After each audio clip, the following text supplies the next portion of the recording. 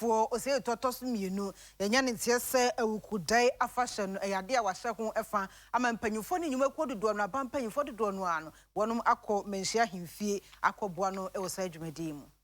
Awukudae ewo Kumasi menhia ahemfie wa Asantehene Awukudae afahye ekoso a na ye nikapa ni nyina ene se Awukudae so eka nananom amamre ne amane ho a eno so edu a wo mo edi sa edei enam so ema nipadodo na bepiem wo menhia ahemfie a wo mo eba besom ne friends wo mo patoka se mo mba bepe home e dia ma Asantehene otumfo osetutu otoso mienu enam so ema YouTube nsem trefo ene adehye ne bi wo mepiem wo a wo mba besom sa Awukudae afahye atwetwe nkomo ma mo chere ne nti o ma bepiem wo menhia ahemfie ansana kosi broni eba ode calendar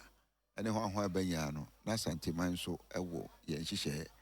enti kamia ise aduana bia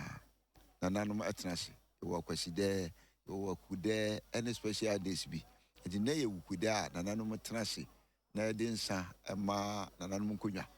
nanu wi a na otumfo atenase na wo mo pese wo ba chia no nkomodi a wo so odie na ne nyina wadi enti we Asantehene ba na ubenya ade a enka afi bia nye ye bia be 2 times kura wo ba manhia na wo besom wo ba chia na na besoma na nka enye boni bia eno bi ena ne ba se ena Awukudae ne ba ne besom. Our mission was to represent our community in Israel. We are 3,000 Africans that live in the land of Israel. We consider Israel to be Northeast Africa.